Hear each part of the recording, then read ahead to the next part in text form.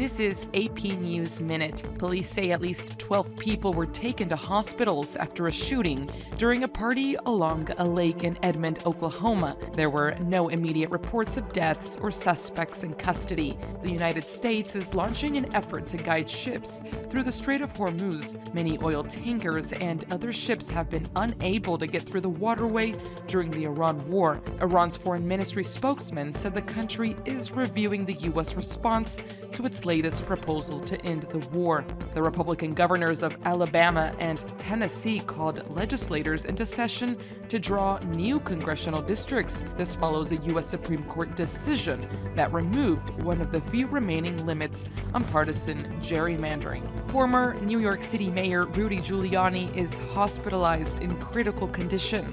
A spokesman's statement didn't say why Giuliani was hospitalized or what his prognosis is. Rudy Giuliani, the ex-mayor of New York City and former advisor to President Donald Trump, is in critical but stable condition at a hospital, his spokesman said Sunday. Spokesman Ted Goodman didn't say what sent the 81-year-old to the hospital or how long he's been there. Goodman asked for prayers for the former mayor.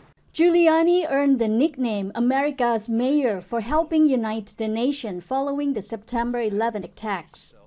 In recent years, he became a divisive figure after serving as an advisor and personal lawyer for President Trump. It's like the grocery store, keep going up and up and up. Drivers in California feeling increasing pain at the pump, with AAA reporting the average price for regular gas climbed to $6.10 a gallon in the Golden State over the weekend. Drivers on the opposite coast are feeling the same pain. Look, it was 4 something and now they're 5.43.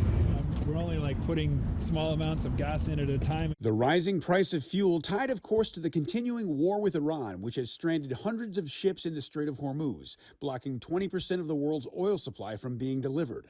President Donald Trump on Sunday announcing that the U.S. military will start guiding those stranded ships through the strait on Monday.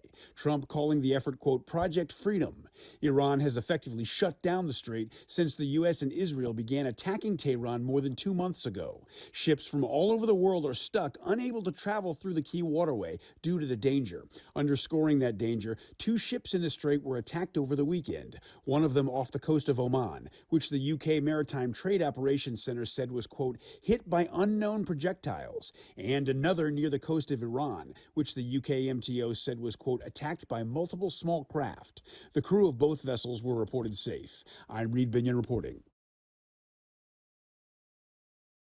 Oil prices surging to their highest levels since 2022 last week and are now even higher. And it means drivers are paying a lot more to fill up their tank. Doing very well with regard to Iran. They want to make a deal. President Donald Trump says he's now reviewing a new Iranian response to the current U.S. peace proposal. Iran has virtually shut down the Strait of Hormuz. It's a key waterway where normally 20% of the world's oil is transported. In response, the U.S. has blockaded Iranian ports. Since the war began more than 2 months ago, maritime traffic has essentially halted, triggering a global disruption in oil and natural gas supplies. Blockades are inherently very difficult to maintain. This is 1,000 miles plus of coastline that we're blockading. All of this is costing consumers. Gas prices have soared nearly 50% since the war began. As of Sunday, the national average for a gallon of regular gas was $4.45, according to AAA, a far cry from the $2.98 people were paying at the pump before the war began. And in some areas of the country, like parts of California, drivers are seeing prices even higher. The prices are so high. It's really been hard because gas over $5 is hard, you know what I mean? This to fill up is like $80. Experts warn that gas prices will continue to rise as long as the Strait of Hormuz remains closed. If we don't see a reopening soon, it's possible that by Memorial Day or maybe July 4, gasoline prices nationally could be getting close to the $5 mark. Many experts say it could take weeks, even months, for gas prices to come back down whenever the war ends. I'm Jen Sullivan reporting. European leaders are very familiar with how to handle pressure and power moves from American President Donald Trump. And President Trump's latest move is to threaten to pull out thousands of American troops from American bases inside Germany. European leaders reacted to that here in Yerevan, Armenia, at a European Political Community Summit with calm and without shock.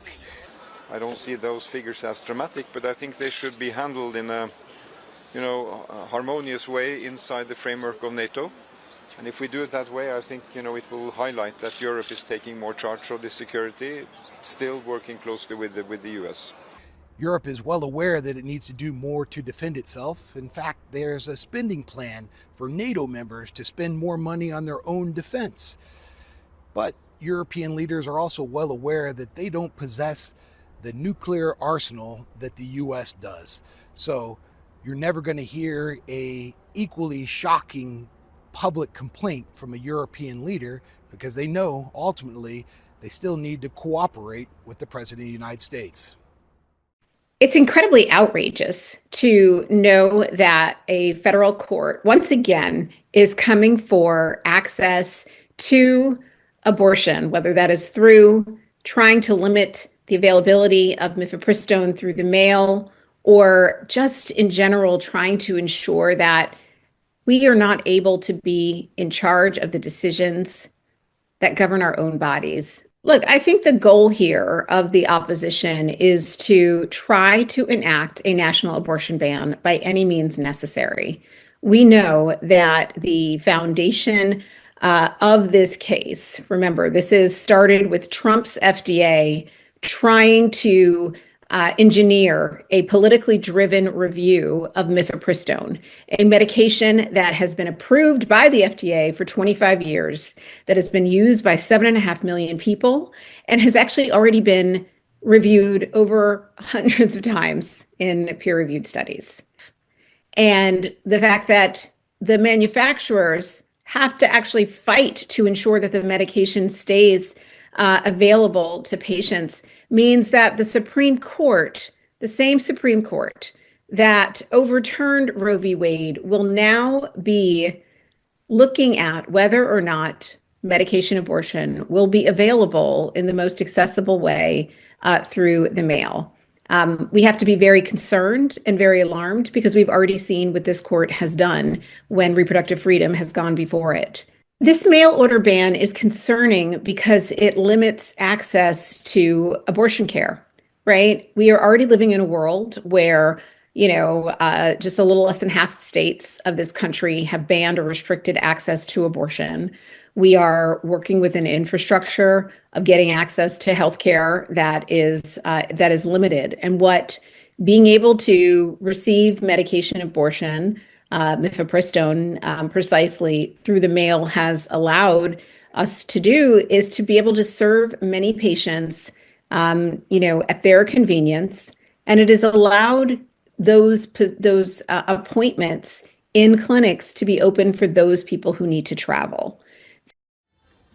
Spirit Airlines shutting down operations Saturday, leaving passengers stranded and scrambling to make alternative travel plans. There's no flights. Spirit went out of business. I went to the kiosk and I typed in my information and they're like, oh yeah, your flight has been canceled.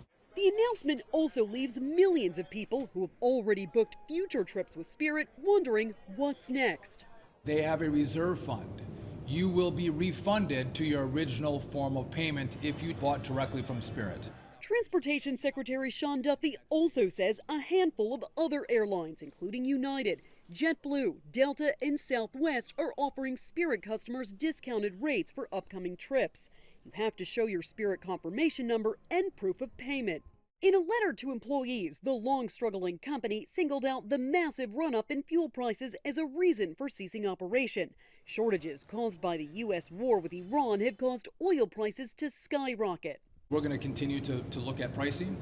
We're going to continue to look at our energy supply, our jet fuel supply. All of this happening weeks ahead of Memorial Day weekend, the traditional kickoff to the busy summer travel season. And it's not just skyrocketing airfare causing massive travel headaches. Gas prices have soared more than 48% since the war began just over 2 months ago.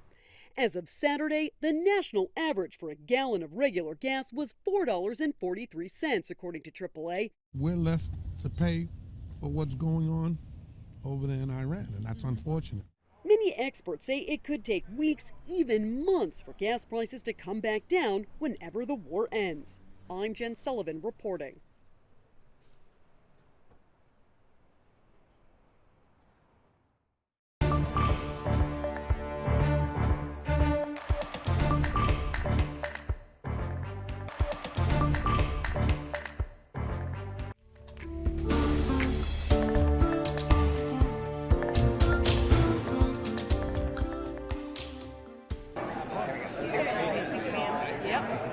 Star Wars fans know May the 4th is special, and so does Prop Store, which is offering collectibles from the franchise in 2 current auctions. This Stormtrooper helmet from 2019's The Rise of Skywalker is part of the online entertainment memorabilia auction, as is this Resistance bomb from 2017's The Last Jedi. The collectible posters auction includes this Empire Strikes Back quad poster from the UK and this rare Russian 3-panel poster for the franchise. Info on both auctions at propstoreauction.com, and may the 4th be with you. There's nobody smarter. Just because the eyes are so dull doesn't mean that there's not a machinery of wheels clicking away. There's nobody funnier. Martin Short gets the documentary treatment in Marty, Life is Short. The film digs deep into archival footage, charting the Emmy and Tony-winning comedian's triumphs and tragedies. Marty, Life is Short debuts May 12th on Netflix. In Hollywood, I'm David Daniel. 2, 1, go! Begin! All right, let me come over to you. Let's have a look, let's see how we're going. To be successful, racing away.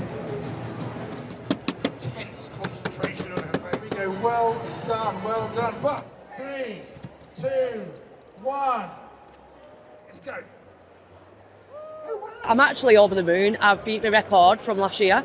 It was 9 minute 33 last year, and this year it's 8 minute 20. So yeah, I'm absolutely over the moon to be a 2-time world flat pack champion.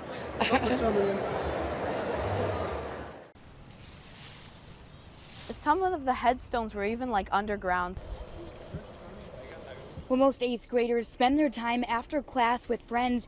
Cassandra Selden is here, cleaning veterans' graves and making sure their stories aren't forgotten. Every day I go to school near here, I pass by the cemetery, and it's just so mistreated. It's all part of her Girl Scout Silver Award, and she's spent more than a year working to honor veterans buried here. I just think that it's so wrong that these veterans, they served our country and they helped us gain our freedom, so I think that they should be respected.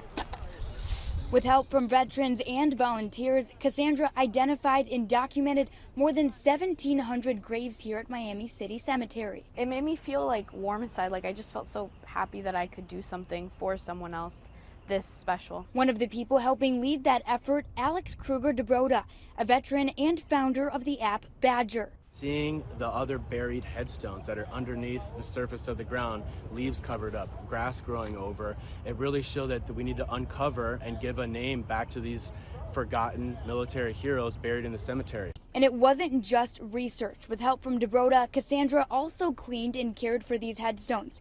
And today, volunteers continued that work, wiping away dirt and restoring names. She also took photos of each headstone and recorded their service, creating a digital map through the app Badger so families could easily find their loved ones. Now, for the first time, visitors can search and be directed right to a veteran's final resting place. And after more than a year, this chapter is closing, but these veterans will never be forgotten.